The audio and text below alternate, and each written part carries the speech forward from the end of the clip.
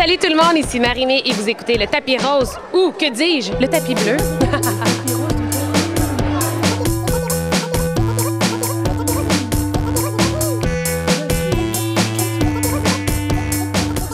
Aujourd'hui, on se trouve sur le tapis bleu du film Les Schtroumpfs 2 en 3D. C'est Marie-Mé qui renoue pour une deuxième fois avec la Schtroumpfette. On s'entretient avec elle sur le tapis rose de Catherine. C'est ton clone en arrière? Exactement. Avoue qu'on se ressemble grandement.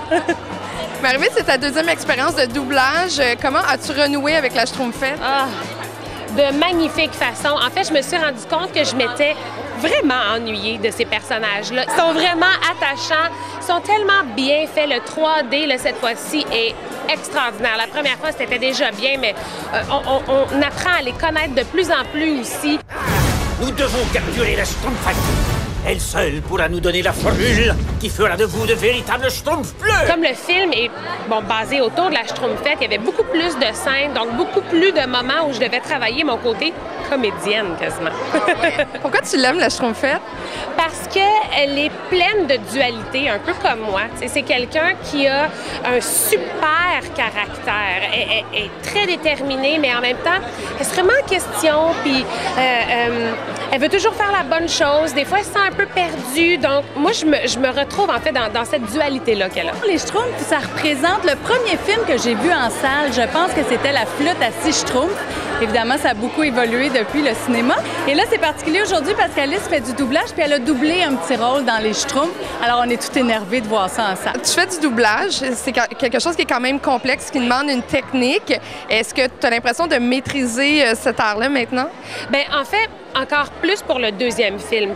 Je me sentais déjà plus dans une zone de confort. Je savais que je l'avais déjà fait. J'avais été contente du résultat du premier film. Donc, je me suis laissée aller là-dedans, puis j'ai écouté ma merveilleuse coach. Ah ouais, hein? Élise, est-ce que tu es une fan des Schtroumpfs? Bien, quand j'étais petite, j'adorais les Schtroumpfs. Je les collectionnais. Je me souviens, il me semble que ça coûtait vraiment cher. Il fallait que je ramasse mon argent.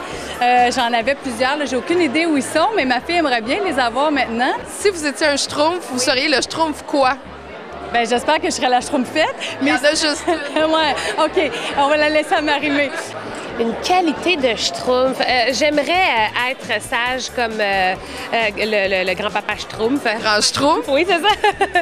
Parce que c'est quelqu'un qui toujours calme, peu importe la situation, peu importe Gargamel, quoi que ce soit, lui est toujours très calme, il va toujours trouver une solution au problème. Peut-être le Schtroumpf à lunettes. Je l'aime, le Schtroumpf à lunettes. Je suis moins intellectuelle que lui, mais je trouve qu'il est incompris et je voudrais le prendre dans mes bras. Je l'aime.